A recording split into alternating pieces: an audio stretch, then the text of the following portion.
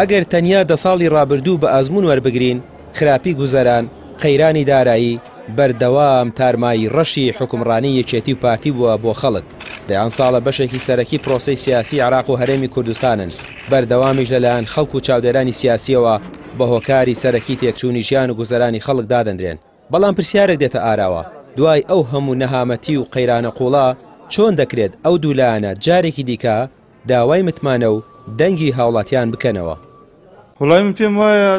دەسەڵات بۆیان چووەتە سەر، یعنی 4 ساڵ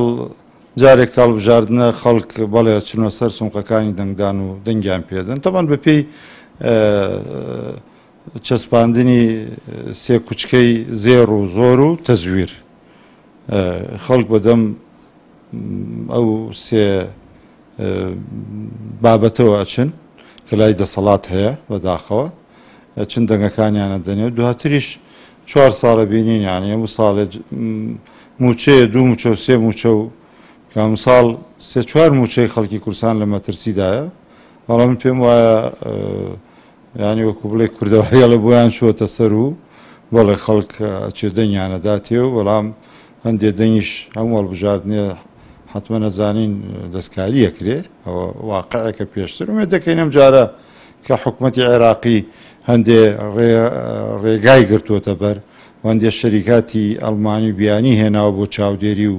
چاودێری سیستەمەکان و ڕێگرتن لە تەزویری سایبری، یعنی ئەوە بزانین ئینشاءڵڵا ئومێدمانەیە ینی خەڵکی کوردستان دەنگەکانیان پارێزراو بێ و هاوڵاتیانی هەرێمی کوردستان لە چەندین ساڵی ڕابردوو شاهیدی کێشەی بێموچەیی درێژخایەن، کەمی خزمەتگوزاریە سەرەکیەکان و گەندەڵیەکی بەربڵاو بوون. چاودێرانی سیاسی پێیان وایە نەبوونی شەفافیت لە داهاتی نەودوای کردووە قەیرانی دارایی لە بری چارەسەرکردن ببێتە بەشێک لە ژیانی ڕۆژانەی خەڵک. مانە سەرچاوی نەهامەتیەکانی خەڵکی کوردستان بۆ ماوەی 15 ساڵە ئەوان هۆکارن بۆ ئەوەی کە خەڵکی هەرێمی کوردستان لە نێو قەیرانی بێموچەیی، بێ خزمەتگوزاری، بێکارەبایی، بێ ئاویا بتلێتەوە. زۆر بەداخەوە نازانم یعنی چ ڕوویەکیان هەیە بەداخەوە ئەمان یعنی ئەوەندە ڕوویان قایمە بێن لە ئێستایەداوە لە خەڵکی کوردستان بکەن و داوا لە دەنگدەری کوردستان بکەن کە دەنگیان پێدا لە کاتێکە ئەمان 30 ساڵە دەسەڵاتی هەرێمان بەدەستەوەی و 23 ساڵە لە ناو بەغدایە کار ئەکەن تا ئێستا ئەو جگە لە دەستدانی 51 لە سەدی خاکی کوردستان، جگە لە جێبەجێ نەکردن و دواخستنی مادەکانی دەستور وەکو مادەی 140 و